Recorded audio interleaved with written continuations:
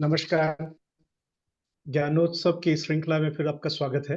पिछले महीने कुछ कारणों से हमारे वक्ता उपलब्ध न होने के कारण पिछला 2 वेबिनार नहीं हो पाया। पर फरवरी और आगे के लिए हम लोग कोशिश करेंगे कि महीने का जो 2 वेबिनार हम करते हैं, वो चलता रहे। शनिवार को, हर एक शनिवार अल्टरनेटिव सैटरडेज़ को हम लोग करते हैं। इस बार का वेबिनार जो है वो बहुत खास है। सोनमणि चौधरी हैंडीक्राफ्ट के सेक्टर में काम करती हैं। हैंडीक्राफ्ट से जुड़े हुए कई मुद्दों से वाकिफ हैं। हमने आज इनको खास तौर से निमंत्रित किया है क्योंकि मेरा मानना है कि बिहार में जब तक आर्टिजनल इकोनॉमी बिल्डअप नहीं की जाएगी तब तक इसको इकोनॉमिक प्रोग्रेस के दायरे में लाना बड़ा मुश्किल होगा। बड़े बड़े इंडस्ट्रीज जो है वो रोजगार पैदा नहीं करती हैं। वो टैक्स रेवेन्यू जरूर पैदा कर सकती हैं लेकिन रोजगार पैदा नहीं करती।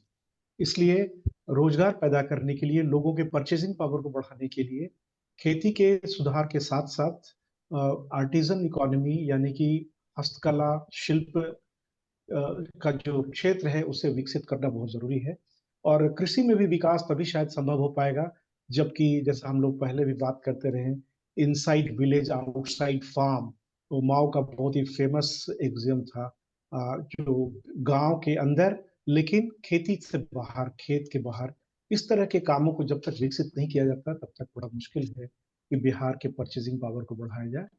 आज इसीलिए हम लोग एक श्रृंखला पूरी विकसित कर रहे हैं कि, और हम लोग चाहते हैं कि अनादि के जो रिसर्च इंस्टीट्यूट हम लोग डेवलप कर रहे हैं उसको हैंडीक्राफ्ट सेक्टर के लिए, हस्तशिल्प के क्षेत्र के लिए एक स्पोक्स पर्सन के तौर पर डेवलप करें, एडवोकेसी ग्रुप के तौर पर डेवलप करें, पॉलिसी इंटरवेंशंस के लिए उनको हम विकसित करें, इसकी कोशिश है। तो इस सिलसिले में हम लोग एक पूरी श्रृंखला कर रहे हैं और सोनमणि आज इसकी शुरुआत करेंगी। सोनमणि का थोड़ा सा परिचय देने के लिए हम अनामिका को बुलाएंगे। अनामिका उनको काफी लंबे समय से जानती है। अनामिका, आप आ सकते हैं। धन्यवाद प्रदीप जी, बहुत बहुत धन्यवाद और बहुत बहुत धन्यवाद सोनमणि का। वीडियो ऑन कर सोनमणि, लीजिए। अच्छा अच्छा, आपने नहीं किया था तो मुझे लगा कि बस वही डेकोरम मैं भी फॉलो करती हूँ। बहुत नहीं, बहुत मेरा शुक्रिया। ऑन है। ओह अच्छा, दिखाई नहीं दे रहे थे आप। एनीवे, तो सोनमणि अभी हेफर इंटरनेशनल में प्रोग्राम डायरेक्टर के तौर पर काम कर रही हैं और इन्होंने रूरल मैनेजमेंट में एमबीए किया है और तकरीबन 15 से ज़्यादा सालों का इनका तजुर्बा है। बिहार, यूपी और राजस्थान और आई थिंक वो भारत से बाहर भी उन्होंने काम किया है। अमेरिका में क्या है, इंडोनेशिया में काम किया है। तो काफ़ी डायनामिक पर्सनालिटी है। और अभी आप जो भी प्रोफेसर प्रदीप चौधरी जो भी कह रहे थे, हमें एक स्पोक्स पर्सन चाहिए अनादि फाउंडेशन को, जो क्राफ्ट की जिसको समझ हो और जो इस मुद्दे पर। तो मैं ये भी ऐड करना चाहूंगी कि सोनमणि मेरी समझ से बिहार में अगर कोई, she is one of the best on crafts, especially in terms of advocacy, policy making. For instance, बावन बूटी एक lost, मतलब हम जानते हैं लेकिन उस तरह से मशहूर नहीं है बावन बूटी। बावन बूटी को पहचान दिलाने में सोनमणि ने बहुत जबरदस्त काम किया था। पर जैसा कि होता है, ये एकेडमिक सेक्टर से एग्जैक्टली नहीं है, तो उस बारे में लिखा और पब्लिश भी नहीं किया इन्होंने। तो बहुत हद तक इनका काम पर्दे के पीछे का रहा है। और मुझे लगता है कि इनके नॉलेज से, इनके तजुर्बे से अनादि फाउंडेशन में खास करके जो क्राफ्ट से रिलेटेड काम हो रहा है, महिला के एम्पावरमेंट से रिलेटेड जो काम हो रहा है, उसको बहुत मदद मिलेगी।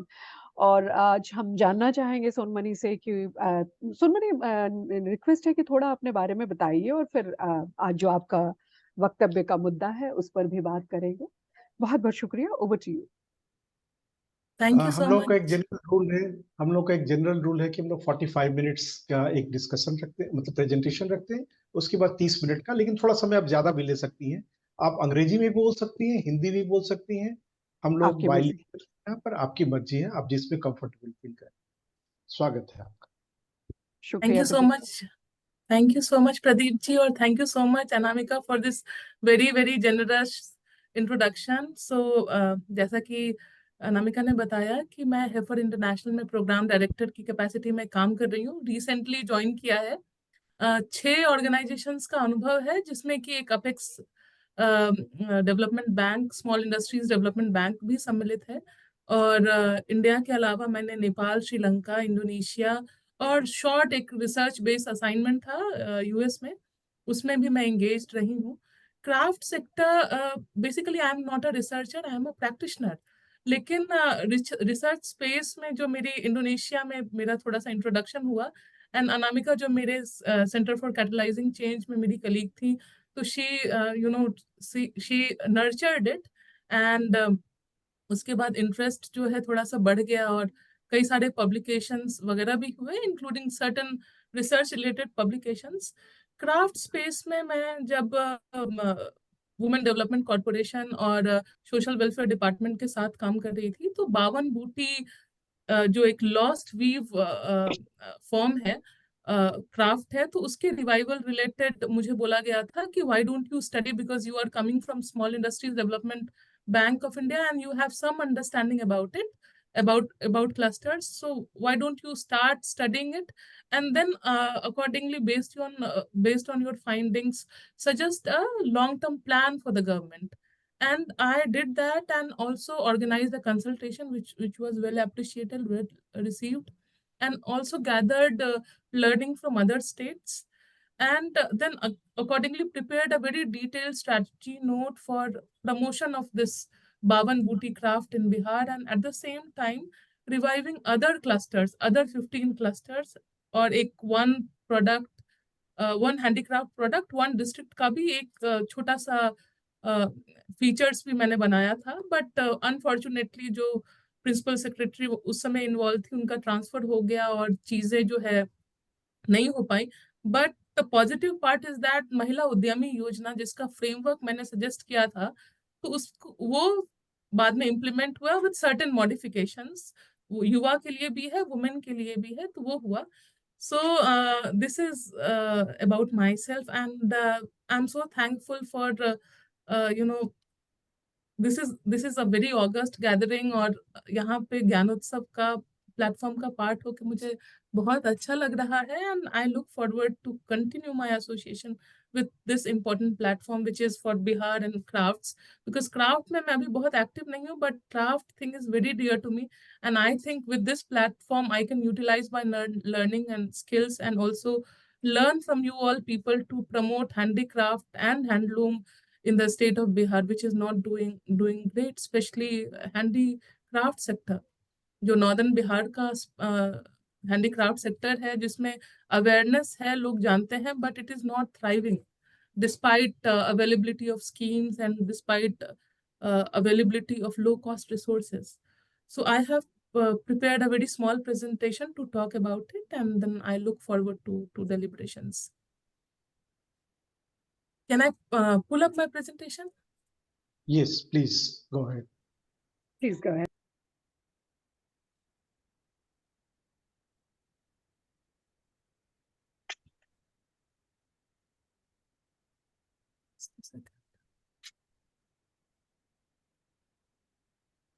Share this.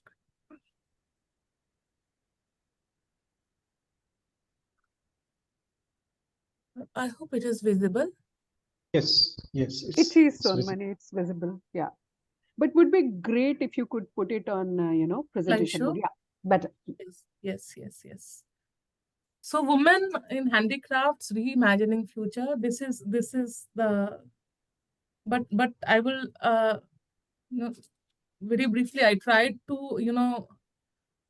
I'm not only talking about future. I tried to limit myself with an introduction to handloom and handicrafts in Bihar, and then informality in handicraft sector, and the plight of home-based workers.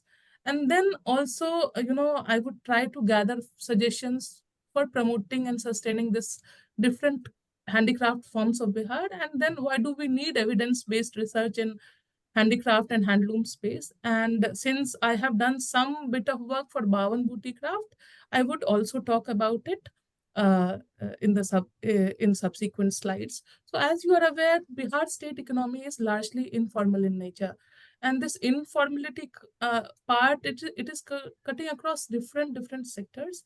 And a large number of women workers are informal into more than men, they are involved into this informal sector. And there was a report published. It it said that more than 13 million women workers, they are part of this informal economy, and a large number of them, they are engaged into this handicraft sector, and they mostly belong to SC and SC communities, and they pursue handicraft as an alternate source of income. They are home-based workers, and majority of them are landless, and either landless or they work on leased lands for earning purposes. And post agriculture or post household level activities, they enter into this craft related thing, and they try to supplement income. And this is the same in Bihar, in Jharkhand, and as well as in Uttar Pradesh. If you see the chicken curry cluster, if you see the Bareilly wala cluster, this is the same. The segment wise, the similar segment of people, they work in uh, uh, other craft related clusters also. Now coming to the slides. So, if you see, handloom and handicraft sector is supporting a large number of so handloom and handicraft sector is supporting a large number of weavers and craft workers, and this is not a new thing. This is happening since decades. So Upendra Maharathi Sansthan, they have 3-4 years back, they adopted a cluster-based approach, and they identified 15 craft clusters in Bihar, and then they identified 11 prominent crafts. If we talk about art-based handicrafts, it is Madhubani painting, Manjusha and Tikuli. For textile-based, they identified Sujni, Aplik, Kashidakari, and jute. And then material-based, they have identified stone, wood, bamboo, leather, terracotta, metal, paper mache, lac bangles, and Sikhi handicrafts. But if you see the market availability, presence of worker, and state government's initiative around it, Madhubani painting stands out, and it is followed by Manjusha, and then Bawan Booty is also gaining prominence, but it is serving a niche market segment through 2 or 3 non-government organizations. They are totally into handicraft. Sikhi craft, leather craft, and applique and Sujni is largely promoted by Jivika, and they are also selling those platforms through the Saras Melas and through their online platforms. But again, when it comes to this return on investment, and then if you see the benefit, consistent income generation of artisans, it is not that significant. Now coming to handloom sector, the state of Bihar is home to around 1 lakh weavers, but weavers are not only engaged into weaving, they are part of other value chain activities also, and they are dealing into fabric dyeing and other related stuff for earning their livelihoods. The major weaving areas, as you are aware, are Bhagalpur, Rohtas, Gaya, Madhubani, this Nawada for Bawan Booty, and then Patna district was once at one point in time was also prominent, was also famous for its handloom. Satrangi chadar वाला जो काम है वो Patna district में ही होता है, but unfortunately सतरंगी चादर को जितना बढ़ना चाहिए था वो नहीं बढ़ पा रहा है.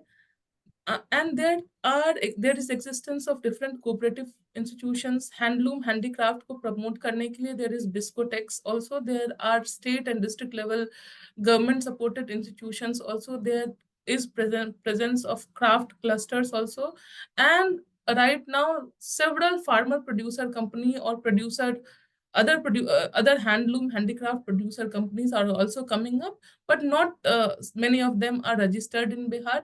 Several outsiders are coming in Bihar. They are sourcing product, and they are selling online and to overseas markets. Government of India has extended support to 2 mega clusters in Bihar, and Bhagalpur and Banka are 2 mega clusters, hugely invested and developed. And besides that, Nawada में और डेहरी में भी 2 cluster को block level पे भारत सरकार ने promote किया. And then I decided to do a quick SWOT analysis around handicraft sector. So if we see the strengths, then availability of raw material is there, and then low production cost. Low production cost है इसलिए कि हमारे यहाँ जो handicraft, prominent handicraft है, उसका raw material की availability easily हो जाती है, उसको प्रोक्योर करना कोई बहुत मुश्किल काम नहीं होता है। And at the same time there is existing pool of women artisans. Consumption opportunities available रहती है मैरिज सीजन में, फेस्टिवल के दौरान और मुंडन वगैरह जो सेरेमनी है। लेकिन unfortunately with the passage of time जो लोकली सोर्स्ड कमोडिटीज है उनका कंजम्पशन कम होता जा रहा है। इसका कारण ये है कि अभी जो, अगर मैं बात करूं मैरिज सेरेमनीज की, वो हेविली नॉर्दर्न इन्फ्लुएंस होती जा रही हैं, तो उनका प्रयोग जो है वो हमारे यहाँ कम होता जा रहा है। And then handloom and handicraft both offer a huge scope of empowerment for women, especially young ones and people with disabilities in both rural and suburban settlements, क्योंकि वो होम बेस्ड वर्कर के रूप में काम करना चाहते हैं। यंग वुमेन इसलिए क्योंकि उनके पास household responsibility, young children की रिस्पॉन्सिबिलिटीज रहती है, केयर रिस्पॉन्सिबिलिटीज रहती है, तो वो फ्लेक्सिबिलिटी थोड़ा सा चाहते हैं, और ये हैंडीक्राफ्ट सेक्टर वो उनको वो फ्लेक्सिबिलिटी प्रदान करता है। तो स्ट्रेंथ तो बहुत सारे हैं, but at the same time weaknesses भी बहुत सारे हैं। जैसा मैंने बोला कि ये जो सेक्टर है ये अभी भी अनऑर्गेनाइज्ड सेक्टर ज्यादा है। बहुत सारे जो क्राफ्ट क्लस्टर की मैं बात करूं, जैसे मधुबनी पेंटिंग हुआ, एप्लिक हुआ, सुजनी हुआ, सिक्की ग्रास क्राफ्ट हुआ, और वो बहुत सारे जो क्लस्टर हैं वो थ्राइविंग क्लस्टर हैं, और उसमें बहुत सारी वुमेन भी एसोसिएटेड हैं, लेकिन वो इनफॉर्मल है, उसका फॉर्मलाइजेशन अभी तक नहीं हो पाया है। और there is involvement of aggregators, private sector aggregators, collectors are there, commission agents are there. तो जो इसको, इस सेक्टर को इनफॉर्मल ही रहने देते हैं, जिसके कारण जो महिला है वो काम तो कर रही है, लेकिन उनका स्किल इन्हांसमेंट नहीं हो रहा है, और वो ऑर्गेनाइज्ड रिटेल में या ऑर्गेनाइज्ड इंस्टीट्यूशनल सेल के माध्यम से आगे नहीं बढ़ पा रही हैं। एक और बड़ा रीजन है इनकंसिस्टेंट इनकम एंड मार्केट जो है वो अनएश्योर्ड है। इसमें मैं एक एग्जांपल आपको देना चाहूंगी। बावनबूटी क्लस्टर का एक 52 बीघा नालंदा में बड़ा प्रोमिनेंट विलेज है। वहां पे कपिल देव मंडल जी हैं, जिनको पद्मश्री अवार्ड भी मिला 2023 में।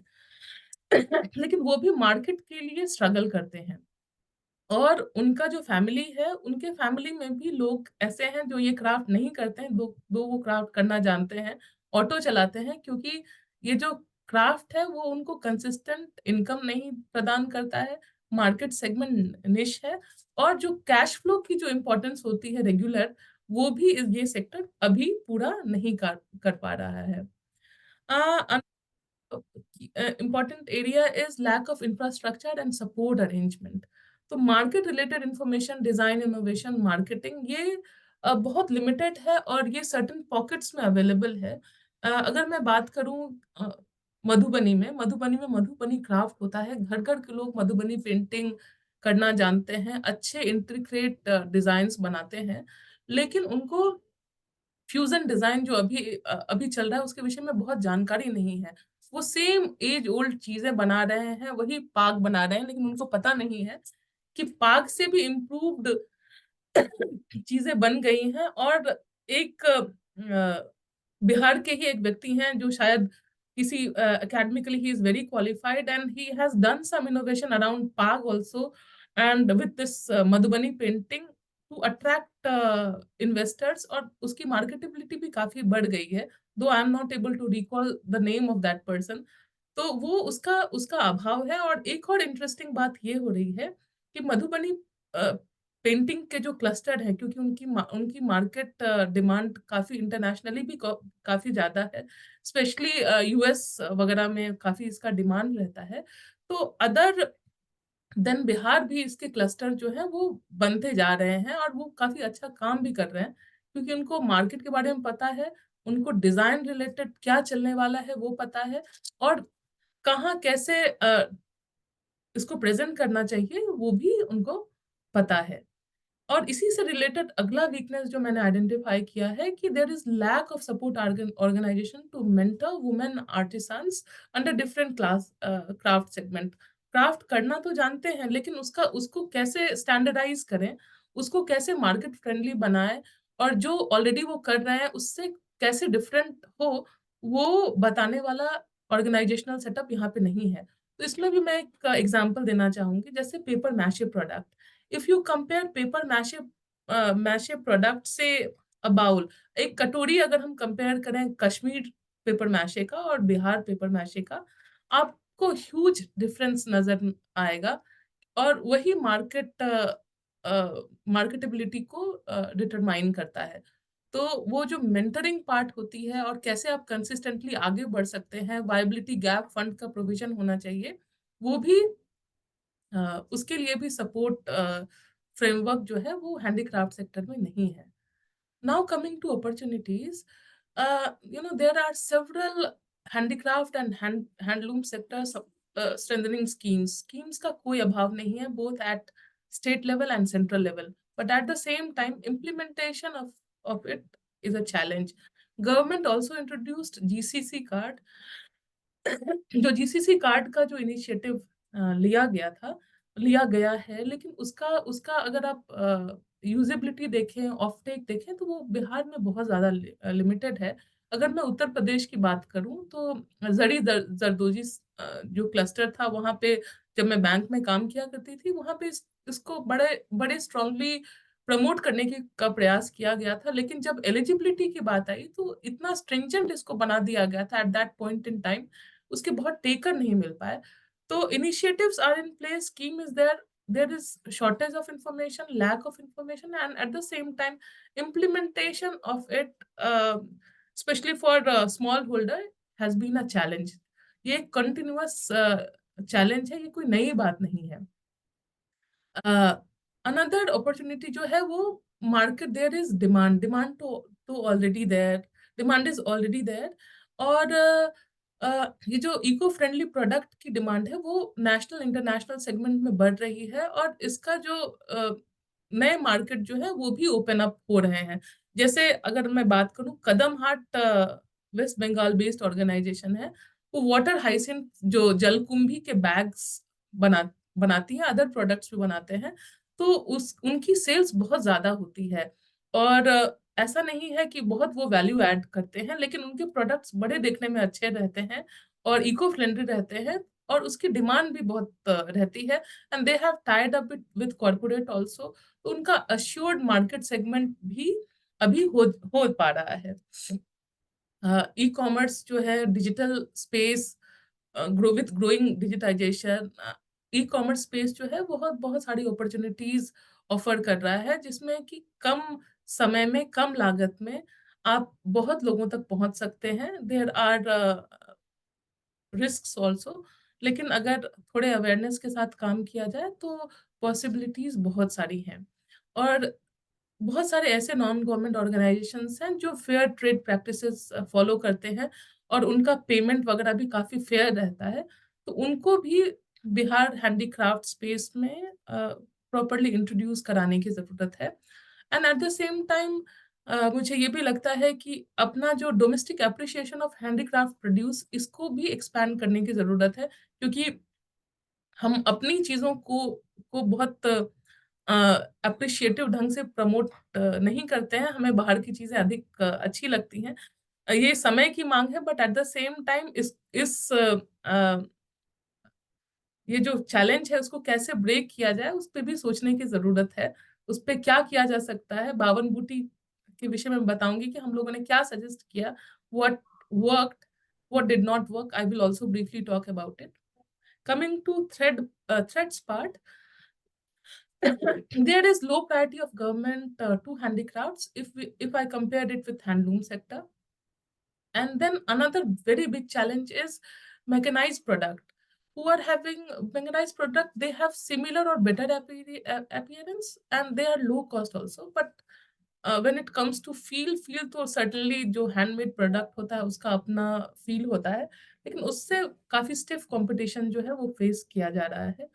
Standardization has been an issue for many crafts, and this is the reason बहुत सारी एजेंसीज जो हैंडीक्राफ्ट सेक्टर में काम करना भी चाह रही है, उनके रिजेक्शन रेट्स बहुत ज्यादा होते हैं, और जिसके कारण जो आर्टिसंस इन्वॉल्व होती हैं, क्राफ्ट वर्कर इन्वॉल्व होती हैं, उनमें अनरेस्ट हो जाता है और वो चीज़ों को कंटिन्यू नहीं कर पाती हैं।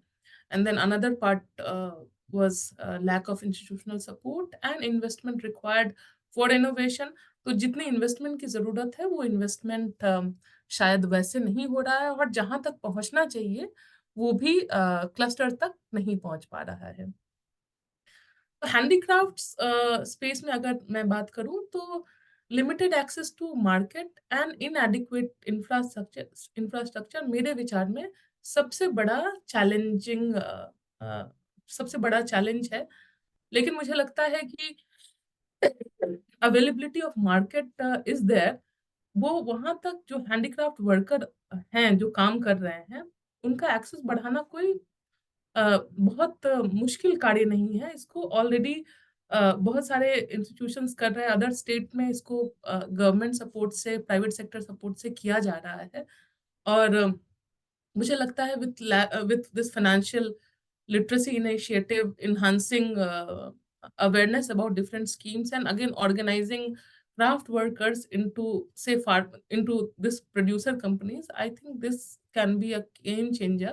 and once they start earning, मुझे लगता है कि मार्केट अवेलेबिलिटी, कंटिन्यूअस इनकम होने से लोगों का इंटरेस्ट भी बढ़ता जाएगा। And if there is infrastructure availability, again handicraft sector can also thrive. And ये जो पूरा अगर वैल्यू चेन की बात करें तो handicraft sector can offer employment under 3 categories.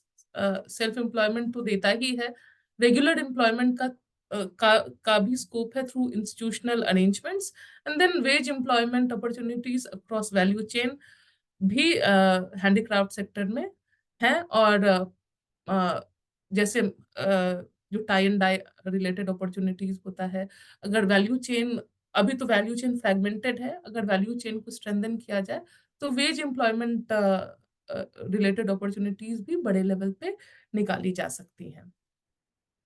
And then self-employment opportunity on a continuous basis, it is especially important for women home-based craft workers because they are living in poverty. The only income activity after because they are staying at home, the only income generating activity they do is production of handicraft, artisan product, and other related product. Majority of them, they either operate on leased lands or they are landless, तो agriculture income भी उनके पास नहीं आता है। They are in dire need of sustainable jobs because they are families, उनके husband, घर के जो मेल मेंबर्स हैं वो या तो अर्बन स्पेस में कम पैसे में काम करते हैं या फिर वो माइग्रेंट वर्कर होते हैं। तो वो घर पे उनकी भी इच्छा रहती है इकोनॉमिक एडवांसमेंट की। तो ये हैंडीक्राफ्ट सेगमेंट जो है वो उस स्पेस में काफी अच्छे से काम कर सकता है। एंड वो जो मेजर कंस्ट्रेंट एरिया है, अगर क्राफ्ट वर्कर के पॉइंट ऑफ व्यू से मैं बात करूं तो उनके पास डिजाइन रिलेटेड अगर अवेयरनेस वाला चैलेंज को एड्रेस कर दिया जाए, थोड़ा सा डिजिटल स्पेस में काम कर लिया जाए, फाइनेंशियल लिटरेसी दे दिया जाए, then and along with this entrepreneurship skills, I'm sure a large number of women home-based workers, they can come up, they can organize, they have ability to organize themselves, and then also sustain their income in the long run. To this Bawan Booty weaves of Nalanda, Bawan Booty patterned saris and clothes are exclusive to Bihar Sharif in Nalanda district of Bihar. And this iconic Bawan Booty weaves are said to be existing since Buddhist time. And जो miniature motif होता है वो बोला जाता है कि वो Buddhist philosophy से इंस्पायर्ड होता है, और बुद्धिस्ट जो सिंबल्स होते हैं उसका बहुत यूज किया जाता है। और नालंदा डिस्ट्रिक्ट की बात करें तो हैंडलूम एंड हैंडीक्राफ्ट से क्लस्टर के रूप में ये काफी टाइम से रिकॉग्नाइज्ड है। अगर हैंडीक्राफ्ट की बात करें तो वहाँ पे वो प्लास्टर ऑफ पेरिस के स्टैचूज बनाते हैं। एंड देन हैंडलूम सेक्टर में साड़ीज, ड्रेस मटेरियल, गमछा वगैरह, ब्लैंकेट, वो काफी समय से वहां पे प्रोड्यूस किया जा रहा है। ये नालंदा में जो है वो 3-4 गांव है जो काफी समय से फेमस हो रहे हैं। जैसे बसावन बीघा जो है वो, ये बोला जाता है कि हमारे जो पहले राष्ट्रपति थे डॉक्टर राजेंद्र प्रसाद, तो बसावन बीघा बीघा से ही वो पर्दे वगैरह और चादर वगैरह, ये बावन बूटी मोटिव वाले, वो बन के वहां जाया करते थे। एंड अपार्ट फ्रॉम बसावन बीघा, मलह बीघा भी है, और नेपुरा विलेज जो है वो भी काफी फेमस है बावन बूटी क्राफ्ट के लिए। लेकिन बावन बूटी क्राफ्ट का काम वो जानते हैं, लेकिन उनका मेजर एंगेजमेंट जो होता है वो सिल्क रिलेटेड एक्टिविटीज में होता है, और cotton cotton silk related saris and cotton handloom भी वो मोर देन बावन बूटी वो लोग वो बनाते हैं। बावन बूटी का जो मोटिव होता है वो काफी इंट्रिकेट होता है, उसको बनाना थोड़ा सा मुश्किल होता है, और ये टाइम टेकिंग भी है। और उसके जो यूनिफॉर्म साइज के वीव पैटर्न होते हैं वो किसी भी क्लोथ में बनाने के लिए समय लगता है, जिसके कारण ये जो बावन बूटी क्राफ्टेड जो मटेरियल है उसका प्राइस बढ़ जाता है, जिसके कारण बावन बूटी के जो प्रोडक्ट्स हैं वो निश मार्केट जो है, निश मार्केट में इसकी डिमांड होती है। दो Srijani foundation, they have been doing some excellent work in Bawan Buti space, और उनका काम काफी अप्रिशिएट भी होता है। And they are serving mainly to, at present they are serving mainly to high end market segment. So अगर बात करें तो जो हम लोगों ने गवर्नमेंट ऑफ बिहार को सजेस्ट किया था कि revival of this craft is very very important, क्योंकि ये बहुत पुराना क्राफ्ट है। एंड सेवरल अदर ऑर्गेनाइजेशन, जैसे जापान के तरफ से, जापान की एक संस्था थी, उनके तरफ से भी इस क्राफ्ट को प्रमोट करने का प्रयास किया गया था। रंग सूत्रा भी आई थी, एंड देन फैब इंडिया भी ये जो क्राफ्ट रिवाइवल और क्राफ्ट को प्रमोट करने के लिए they have also undertaken certain efforts, लेकिन वो बहुत फ्रुक्टिफाई नहीं हो पाया। और बावन बूटी जो बावन बूटी रिलेटेड जो मतलब जहां था वहां से बहुत बेहतरी नहीं हो पाई है, despite effort from different government and private sector entities.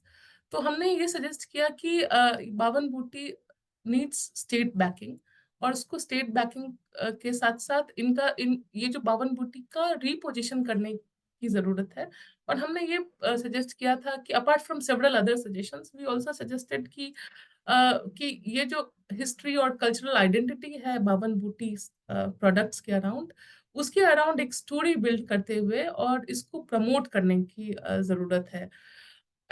और उससे क्या होगा कि अगर स्टेट बैक्ड ये इनिशिएटिव होगा और इसको रीपोजिशन करके प्लेस किया जाएगा, तो मार्केट अवेलेबिलिटी जो है वो बहुत बड़ी बात नहीं रह जाएगी। And state can also think of extending viability gap fund to some of the artisans to attract their interest, and at the same time जो लोग इस क्राफ्ट को छोड़ के अदर रेगुलर इनकम वाले चीजों को अपना रहे हैं, उनको भी आकर्षित करेगा इस एक्टिविटी में फिर से वापस आने के लिए।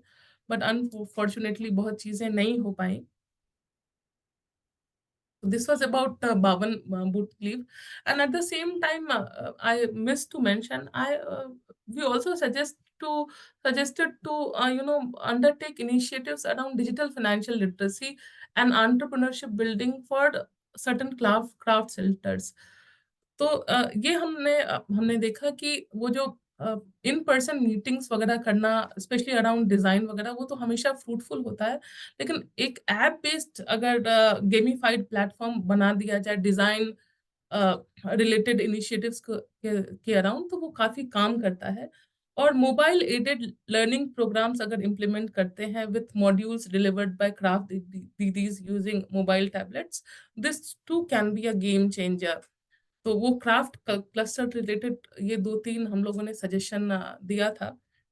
But despite having possibilities, I think बावन बूटी still needs government support and market assurance, as well as it needs investments for training people.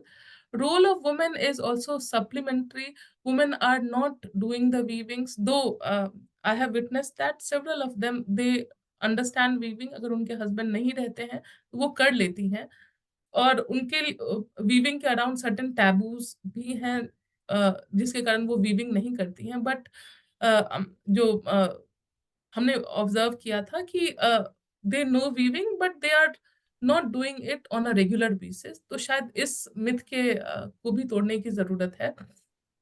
तो yeah, this was about Bhavan Bhuti. And regarding my learning and experiences around chicken curry, Zardozi, again I would like to state that it attracts a large number of home-based workers, but they are paid very less. Payments are, even for expert workers, payments are limited. तो वो जो fair trading organisations की भी इस space में जरूरत है ताकि प्रॉफिट डिस्ट्रीब्यूशन जो है वो फेयर मैनर में हो पाए। And at the same time I also see a large scope of organising women under producer companies, because producer companies are a comfortable setup. It is promoted and supported by government, and at the same time banks are also comfortable in lending to farm producer companies, because उनका जो credit linkage related जो अगर default होता है तो there is some surety from the government side around farmer producer companies. तो वो I also see a large scope of organizing women under farmer producer companies for organized marketing, and also saving on cost and operating at different value chain levels. So this was about my very short presentation. I hope I was clear to everyone.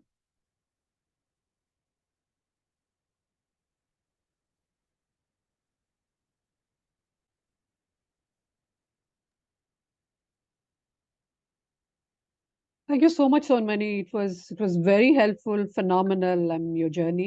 Over to you, Pradeep ji. There was a pause, that's why I interrupted. Over to you, Pradeep ji.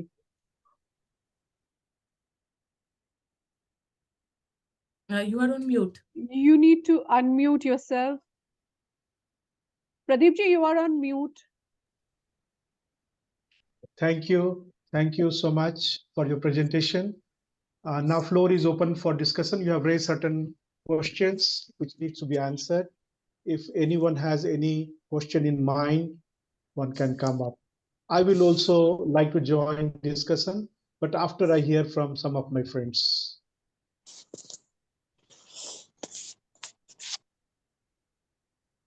Any question?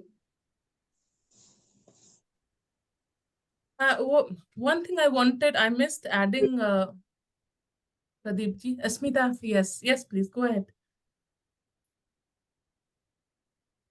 Smita, please. Smita, unmute yourself. One moment. I'm just trying. A second. Yeah, I think I've been able to unmute. Thank you so much, Sonmani. It's a very extremely, I would say, rich presentation. And for somebody like me, it is almost like getting a tutorial on this. Am I audible? Yes, Yes, you are. Yes. you are. Yes, you are. And really new aspects coming to light, and trying to understand how women are working at the level, at the home base, with and in circumstances where they probably don't have a very good infrastructure. You have done immense work. I was wondering, जैसे आप के बारे में करते हैं, ये वाले वहाँ पर भी there are these home-based these handicraft industries or whatever. Do you see a change, a difference in the status of women there? कहीं ऐसा आपको लगता है कि कोई states जो हैं वो ज़्यादा encourage able to get a greater level of income generation and feel far more empowered than in Bihar? Is it possible? This is an important question, and just only on Bihar. Oh, thank you so much, Smita, for asking this question. This is a brilliant question, and yes, I do see a change in status of women engaged into handicraft sector. And since I was working for a Apex Development Bank, working for a MSME, I had opportunity of witnessing Tamil Nadu also and Madurai as well. And though that was more handloom and textile based activities, but those states are those workers are hugely backed by government. And if you see the value chain also, value chain is very structured. So women involved into handicraft activities, they are able to receive fair amount of money. And at the same time, there is a provision of state support, different level of funding, which attracts attention of other value chain based players. And at the same time, I have seen organized selling also. So a company, a producer company, involved into everything, right from sourcing material to its production to its standardization, packaging and selling, and then collecting profit, and then doing finances or everything. And for that matter, they received and it is not a one time thing, it is a long term effort, and now they are able to do it. So now coming to your questions, coming to Bihar, and then let me compare Bihar with Uttar Pradesh. So in Uttar Pradesh, if I compare both set of home-based workers, so in terms of well-being, in terms of condition at household, it remains the same. But when it comes to earning, so at Uttar Pradesh, across different clusters, I see women home-based workers, they are able to earn consistent money, though not a good amount of money, but they are able to earn. In Bihar, across different craft-based clusters, earning is not consistent because there is unassured market. With availability of market, I'm sure they would be able to earn better. But right now, I see this as a challenge, and I see, a huge scope of improvement in this area. No, that is, I think, where Pradeep's good work comes in. He probably will give you a better project. Thank you. In ensuring, because he's been working consistently in it, and that. Thank you so much. Thank you. Thank you. Pleasure. Professor Srish Chaudhary, perhaps you would like to comment. Yes, Sonmani ji, I have, your talk was basically scheduled for the future. I don't think I am being fair to you by asking you questions about its past. But since future is rooted in past, so I have only two questions. Yes, please. One is, I have an impression that when India became independent, Bihar had as much of handicraft and related industries as, let's say, Tamil Nadu or Bengal or Andhra, some of the top ones. What went wrong with us? And number two, of late, I see not very highly educated women also from our part of the country are selling pickles and dehydrated mangoes, etc., in packages in bigger cities. Now, if we encourage packaging industry here, would it not qualify under handicrafts? And then, it will open to a big export market. There is an airport now here right in Darbhanga, and there is a huge market of agricultural consumables from in Western Europe, West Asia. I have some experience of these things, and they are highly lucrative market. Purnendu ji, please mute yourself. Purnendu ji, please mute yourself. If packaging industry could help would it not qualify under handicraft? Suppose we invest in design and we create such that things that can easily be handled, produced and handled at the village level, something that even we can do in our village, Anadi can do it in several villages. Can you say something about that, please? Again, yes, this is an important question, Shirishji, and thank you so much for asking this. So again, I'm totally in agreement that handloom and handicraft sector was in Bihar during post-independence. It was trying, and it was at par with southern states, and this Basavan Bigha was supplying products to Rashtrapati Bhavan, and now this Basavan Bigha related Bhavan Booty craft is currently it is having this identity crisis. So what went wrong? Definitely, Bihar is still the poorest state of India, and around 30% of its population is living under the poverty. And right now we are struggling to, a large proportion of families are struggling to make both ends meet. And at the same time, if you see the remittances part of it, remittances, so majority of households are still heavily dependent on remittance based income. So it is a compulsion for them to run a family first, then focus on handloom or handicraft.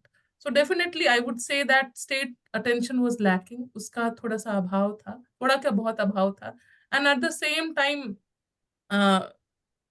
जो important बात मुझे ये लगती है कि other option opportunity migration में कहीं ना कहीं ये जो हैंडलूम हैंडीक्राफ्ट हम लोग लूज करते गए, एंड अदर स्टेट जो है वो अपना यूएसपी बना के थ्राइव करना शुरू कर दिया. Now coming to your second question regarding this packaging part of it, अगर पैकेजिंग में हम हैंडलूम रिलेटेड एलिमेंट को ऐड कर दें तो definitely it will be counted as handicraft product. मान लीजिए पेपर मैशे रिलेटेड कुछ बना दें, हैंडमेड पेपर रिलेटेड कुछ बना दें, उसमें कुछ मोटिव वगैरह बना दिया जाए, सर्टेन ऑर्गेनिक रिलेटेड चीजें कर दी जाए, कुछ मिथिला पेंटिंग वाला कर दिया जाए, तो डेफिनेटली वो तो क्राफ्ट कैटेगरी में ही आ जाएगा. And several agencies they are doing the same, and they are receiving benefit, institutional benefits also.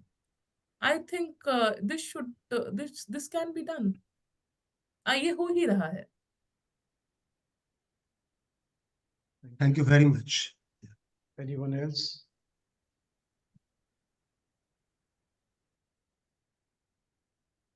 Any question?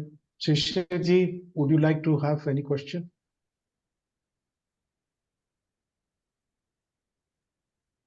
Hello.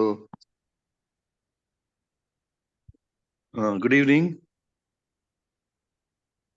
You can hear me? Yes. Yeah, yes. please. Okay. I'm sorry I joined a little late. But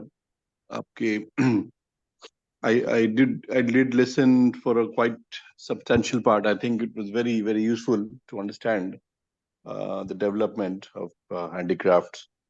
लेकिन आप question के response में और अपने ही जो आपका talk था उसमें आपने बता रहा था कि market assurance in the sense, right? That is one of the reasons why there is usually failure. But Yes. उस पे कुछ elaborate कर सकते हैं? I mean, one way market assurance is more dependent on consumer demand, right? So, and that is also fickle, up and down होता है. तो किस sense में आप बोल रहे हैं market assurance which will be not so much dependent on consumer demand, something else that comes in which makes it more stable? So I was not able to understand that. Yes, this is an important point, and Shishirji, I would like to respond to it by giving two examples. Let me give you example of this Madhubani painting. So Madhubani painting wala jo करते हैं, Madhubani painting is now not limited to Madhubani or Mithila segment. It is now being practiced across the globe, and there are different craft clusters even in Lucknow. Lucknow में मैंने 2019 में देखा है, there is a thriving clusters. They are not from Bihar, but they are doing Madhubani painting and they are doing some excellent stuff and they are sourcing. उनका traction तो है ही, at the same time they have, I won't say it is an assured market, but they receive orders on seasonal basis पे वो orders होते हैं, and across different segments they are receiving orders. So what I'm trying to say that जो craft cluster है हमारा मधुबनी वाला, वो craft cluster is actually not receiving, you know, assured markets.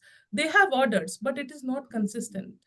So let me give you example of one of Jitwadpur based a lady who is doing very good Mithila painting. She is excellent at it, but still she struggle to receive orders क्योंकि उनका जो product है, उनका जो catalogue है, वो बोला जाता है कि ये आपका एज ओल्ड है, ये नहीं चलेगा.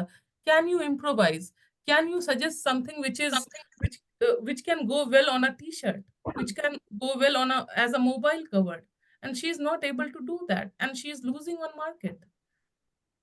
तो मेरा कहना ये है कि it is growing at the same time there is emerging demand also, but right now it is not limited to age old जो वही कोहबर उससे limited नहीं है, it is going beyond. Now coming to this Manjusha art is dying. Manjusha art को बहुत ज्यादा support करने की जरूरत है क्योंकि मंजूषा आर्ट मधुबनी पेंटिंग से रिलेटेड ही है, लेकिन उसके पैटर्न्स थोड़े से अलग होते हैं, उसकी स्टोरी अलग होती है और उनके जो डिजाइन्स है वो भी अलग अलग हैं. तो जो क्राफ्ट क्लस्टर है उनको पता ही नहीं है कि वो फ्यूजन वगैरह करके बहुत कुछ कर सकते हैं, and there is no demand for it. And domestic recognition of Manjusha art is also it is not there. So I think market is heavily dependent on what is being offered, and other different clusters are now emerging across different geographies, and they are sourcing, they are creating market, they are supplying products, and they are improvising, and then they are creating market. Let me give you another example of this Bawan Booty craft. So, in 2019, I was amazed to know that 52 बीघा के beyond जो है, ये एक नया cluster जो है, ये it is being developed. ये एक अलग डिस्ट्रिक्ट में, एक मैं नाम नहीं लेना चाहूंगी एजेंसी का, and they have trained 40 artisans in this Bawan Booty craft, and they are preparing excellent stuff and they are supplying to market. और niche market segment को वो करते हैं through exhibitions. तो अगेन मार्केट इज देयर, वो cell भी कर पा रहे हैं, लेकिन जो क्लस्टर ओरिजिनली जो काम कर रहा था वो तो लूज कर रहा है ना. तो it has an elaborate answer. I hope I was able to respond to your question. One way आप बोल रहे हैं कि कंसिस्टेंसी नहीं है मार्केट शेयर में, it goes up and down quite erratic, तो consistency is more important. Yes, consistency is important, and at the same time it varies segment wise, and this market is also emerging. If you see the segmentation part of it, demands are of various nature, so वो improvise करने की भी जरूरत है when it comes to handicraft. And there are agencies doing it. Yes, thank you so much.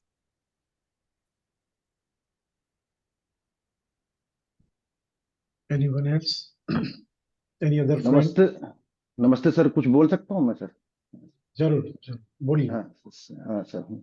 तो sir वो जो ma'am जो टैबू वाला बात बता रही थी, उस पे मुझे क्या लगता है, ये बहुत लार्जर पर्सपेक्टिव है. बिहार जैसे राज्य में अभी तक हुआ क्या है कि आप हैंडीक्राफ्ट और बिजनेस जो है ना, उसको अभी तक मुझे लगता है उस तरह से रिकॉग्निशन और उस तरह से सम्मान नहीं दिया जाता जितना अभी भी जो है सरकारी सेक्टर में जाने को दिया जाता है. तो एक टैबू की तरह क्रिएट हो गया है कि बहुत सारे जो है, इसमें मेरी एक बहन भी अभी ऐड है डिस्कशन में. तो उसमें क्या है कि वो पेंटिंग करती हैं वो कपड़ों पे. तो उसमें क्या है कि समाज को देख लीजिए आप, जैसा कि है कि तो हैंडीक्राफ्ट को अभी तक जैसे उस तरीके से सम्मान की नजरों से देखा ही नहीं जाता है, मतलब कि उस तरीके से जो काम है एक उस तरीके से. तो मुझे क्या लगता है कि उस टैबू को भी तोड़ने की जरूरत है। सरकार के वो सरकार को इस पे बैकिंग करना चाहिए कि हाँ, इस चीज को कम से कम प्रचार के माध्यम से कि ये भी एक अच्छा काम हो सकता है। तो इसमें जो ये मुझे सब बोलना था, और इसमें मैम के थोड़े कमेंट चाहूंगा कि किस हद तक है, ये क्या है इसमें, मतलब कि ये क्या, इसको किस तरीके से कम किया जा सकता है, मतलब। हैंडलूम और हैंडीक्राफ्ट में वुमेन का सॉरी जो सो, हाँ मैम बोलिए। हाँ हाँ, प्लीज आप कंप्लीट करना चाह रहे हैं देव, तो प्लीज कर लीजिए। नहीं नहीं मैम, हो गया मैम, हो गया। तो हैंडलूम और हैंडीक्राफ्ट स्पेस में अगर देखें तो वुमेन का रोल जो है ना, हैंडलूम में तो थोड़ा सा अधिक भी है, हैंडीक्राफ्ट में, हैंडलूम में तो थोड़ा सप्लीमेंट्री रोल ही रहता है। तो टैबू की तरह, तो अब मुझे लगता है वो ये जो टैबू वगैरह, तो मुझे लगता है वो थोड़ा समय के साथ इम्प्रूवमेंट होने लगी है, रिकॉग्निशन वगैरह हो रहा है, और गवर्नमेंट का financial assistance and different in kind assistance वगैरह भी हो रहा है, ट्रेनिंग भी मिल रही है।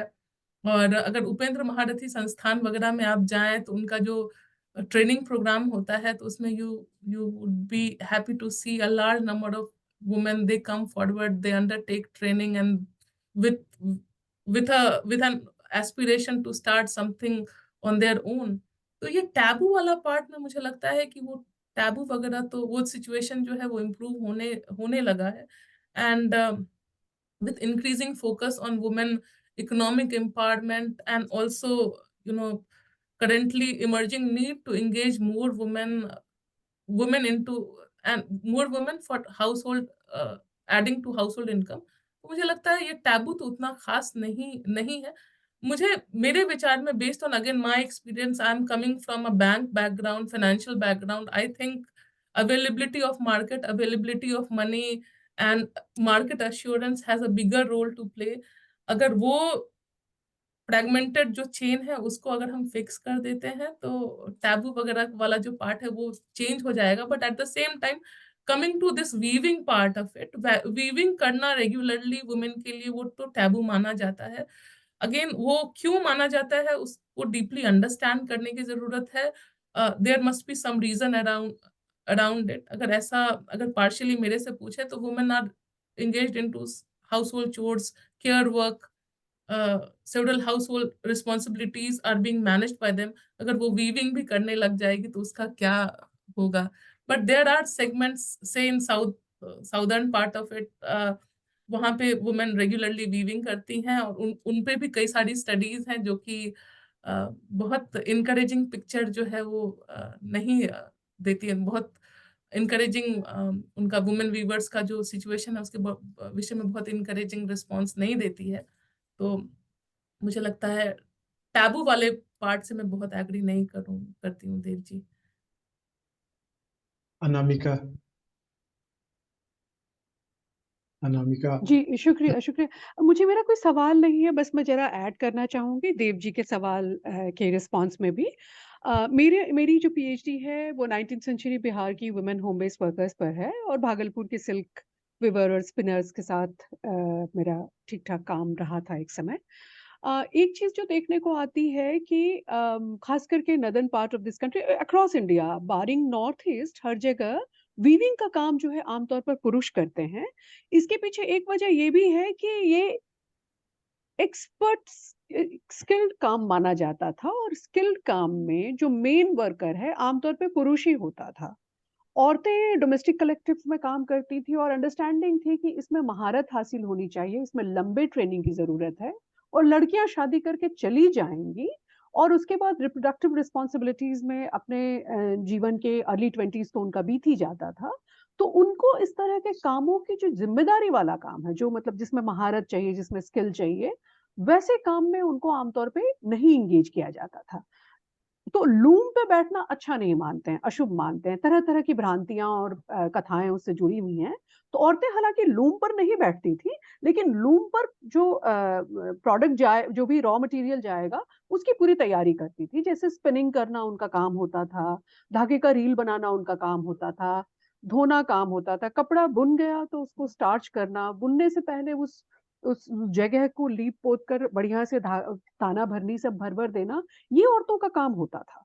बस वो बुनती नहीं थी जो नॉर्थ ईस्ट में करती है और यहाँ पे नहीं करती हैं। और इसका मतलब तीर्थंकर रॉय एक हिस्टोरियन है जिनका काफी काम है इस पर, और इसका एक बहुत बड़ा वजह है कि जहाँ लड़के जाते थे उस्ताद के पास कारखाना में कोई काम सीखने के लिए, लड़कियां उस तरह से किसी स्किल्ड प्रोफेशन में नहीं जाती थी जो किसी काम का मतलब मेन चेहरा होता था या जिसमें बहुत लंबे ट्रेनिंग की जरूरत होती थी।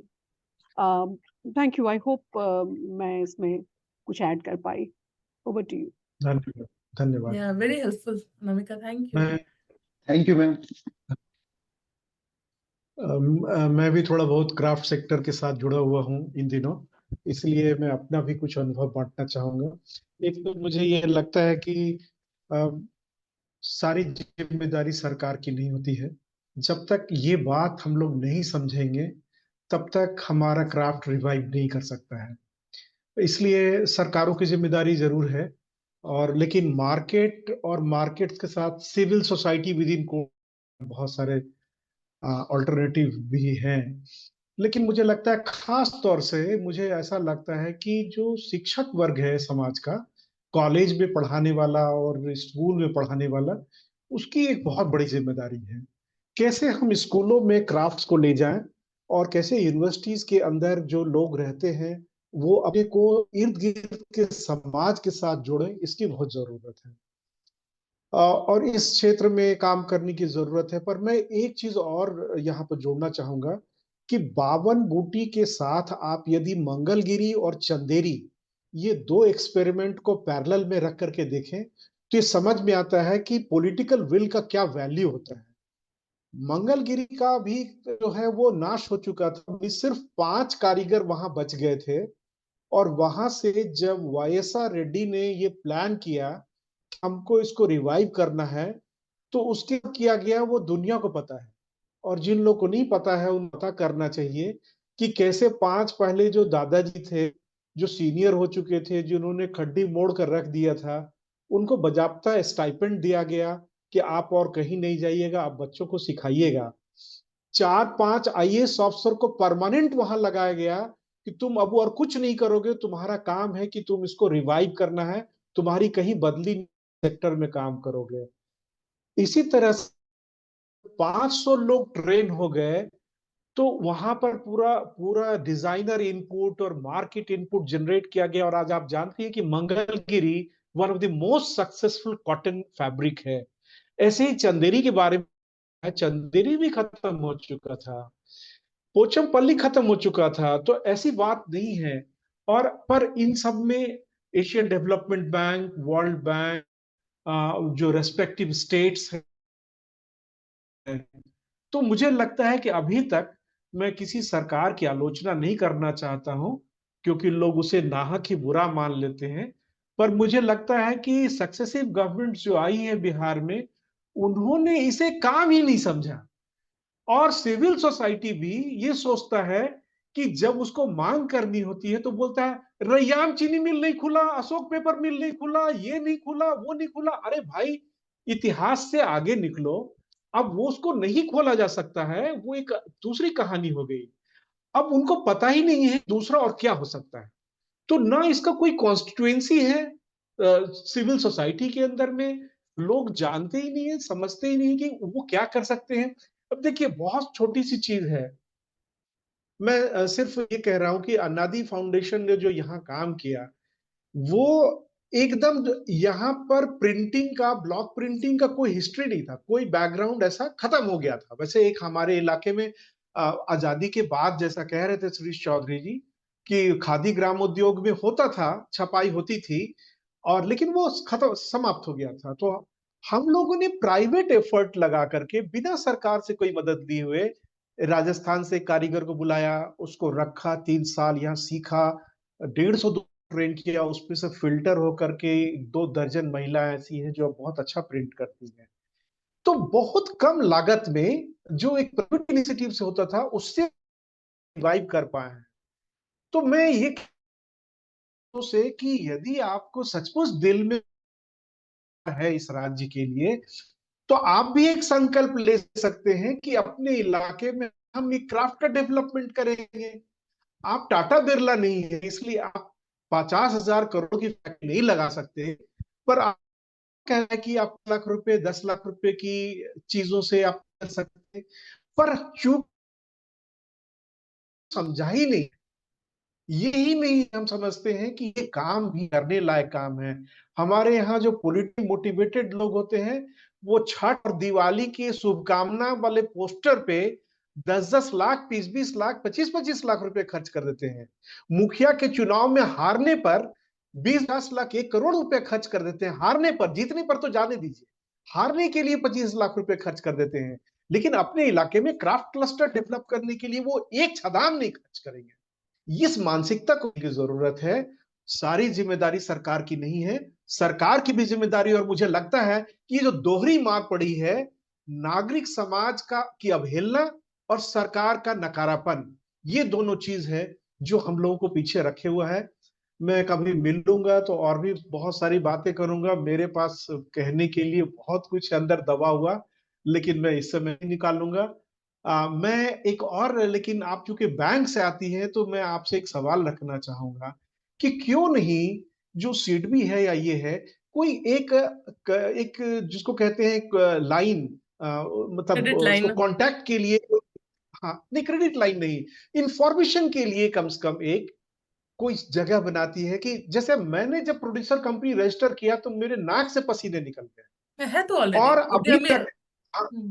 सॉरी अभी टू तक इंटरप्ट। हम लोगों को कहीं से, हमें हमें अभी तक हम लोगों को कहीं से लोन मिलने की कोई संभावना नजर नहीं आती है। हम लोग 10 जगह गए हैं कि हमें छोटा छोटा लोन चाहिए, क्रेडिट चाहिए, 2 लाख, 4 लाख, 5 लाख का। अब सिडबी देगी तो हो सकता है 1 करोड़ दे, वो अलग बात है, लेकिन ऐसा सुलभ नहीं है कि आप जो है कि क्यों नहीं इंस्ट्रक्शंस दिए जाते हैं बैंक को कि आप जो है ये 5 लाख, आप सेल्फ हेल्प ग्रुप को 50-50 हजार रुपए दे सकते हैं, लेकिन आप जो प्रोड्यूसर कंपनी है उसको आप 2 लाख रुपए, 5 लाख रुपए नहीं दे सकते हैं। तो ये सब काफी सारी चीजें हैं। तो मैं आपके माध्यम से उठाना चाहूंगा कि इस एरिया को भी बहुत एड्रेस करने की जरूरत है।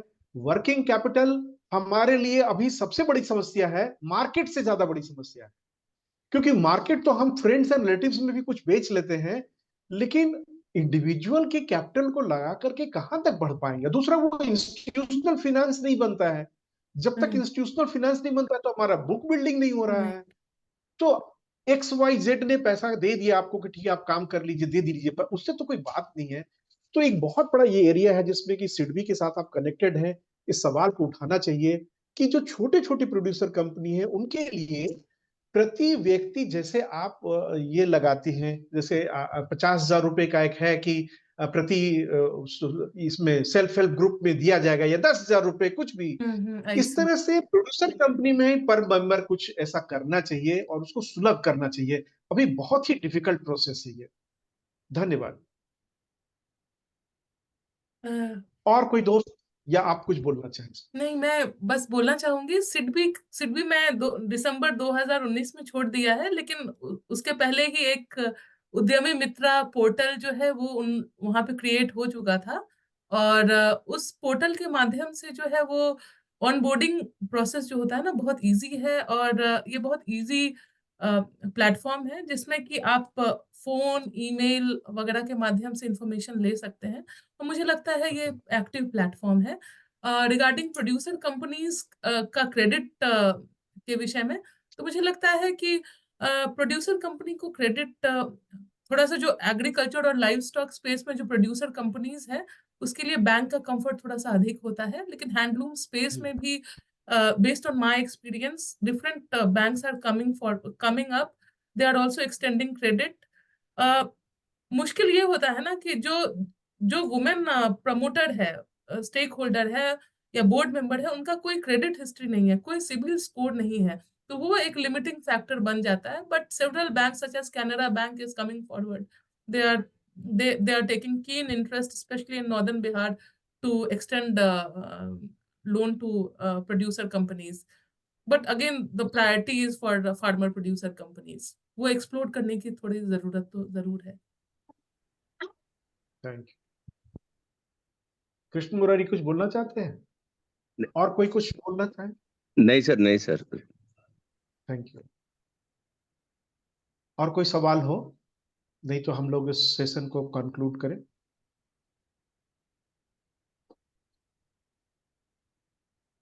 बहुत बहुत धन्यवाद सोनमणि, आप इस सत्र में आई और हम लोगों को बहुत सारी बातें बताई हैंडीक्राफ्ट सेक्टर के बारे में और इस इमर्जिंग। ये चर्चा हम लोग जारी रखेंगे। मैं आपको ये बताना चाहूंगा कि अनादि फाउंडेशन की कोशिश कर रही है कि circular economy and handicrafts and opportunity for Bihar इस विषय को लेकर पटना में एक या दरभंगा में कहीं भी एक कॉन्फ्रेंस आयोजित करें, 1 या 2 दिन का, जिसमें कि हम लोग पार्टिसिपेंट्स जो हैं उनके साथ, क्योंकि मुझे लगता है कि वो एक बहुत बड़ा कंसर्न एरिया है सर्कुलर इकोनॉमीज में, इकोलॉजिकली जो वायबल प्रोजेक्ट्स हो सकते हैं उसके बारे में हम लोग, या रिसाइकलिंग को लेकर के कैसे रिसाइकिल प्रोडक्ट्स को हैंडीक्राफ्ट में कन्वर्ट किया सकता है, तो इसके बारे में हम करेंगे। आपसे हम फिर और आगे भी चर्चा करेंगे, और जब भी हम इस सेमिनार को करेंगे हम लोग आयोजित, तो ज्ञानोत्सव को हम लोग उसमें शामिल करेंगे।